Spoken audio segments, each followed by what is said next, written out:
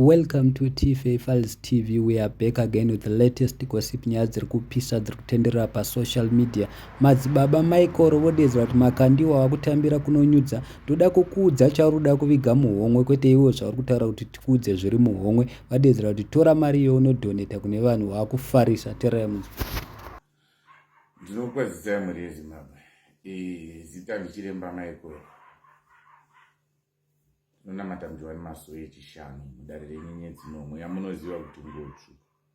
Hongu tiri mutumwa komanda wemauto tumwa mukuru komanda wengutsvu.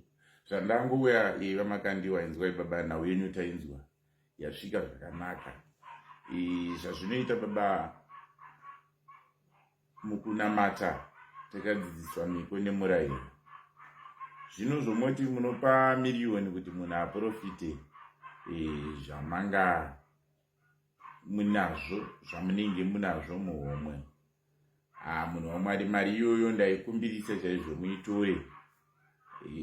Munotengera zvirema paJoel's Jiri. $1 million yakawandisa chaizvo.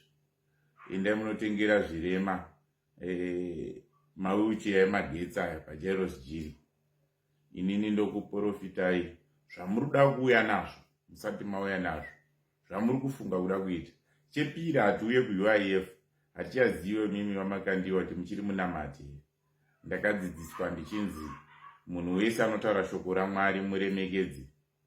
Saka ndaikuremekedzai chaizvo asi rudo rwakarasika pamakatanga kuti mimi you are gifted more than God.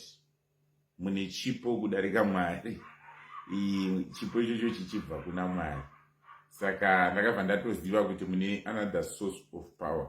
Saka pamaada kutora masimba edu kuti tuye kuUIF. Aiwa, ikoko hatiuye munhu waMwari. Zvatingangoite tichakuprofitai. Inini ndokuprofitai. Namba dzangu dzinoti 0771156520. Ndokuprofitai zvamuruda kuuya makaisa kana kuti zvamuri kuronga online. Handisweri kutambisa nguva yangu ndichiuya ikoko. Gadzano aiwa pakuzoti hakuna maprofit. Mushure madaro kana mati mimi muchiri kuda venue yeUIF ndichauya baba ndichakuprofitai zviri muhomwe menyu. Monditsvagira mupengo. Imimi tsvagai mupengo wamunoziva muZimbabwe anorwara njere. Ndo kune mbiya yangu. Mouya naye ndomurapa.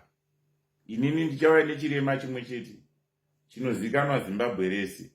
Ndine wimbo yokuti ndina great man watinoziva kuti munhu akaremara.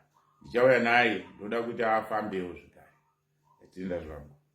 Tsitsi rudo runyararo. Challenge accepted. Kutaura kwewakatumwa taakuuya kuzotumwa ndikuita basa rangu.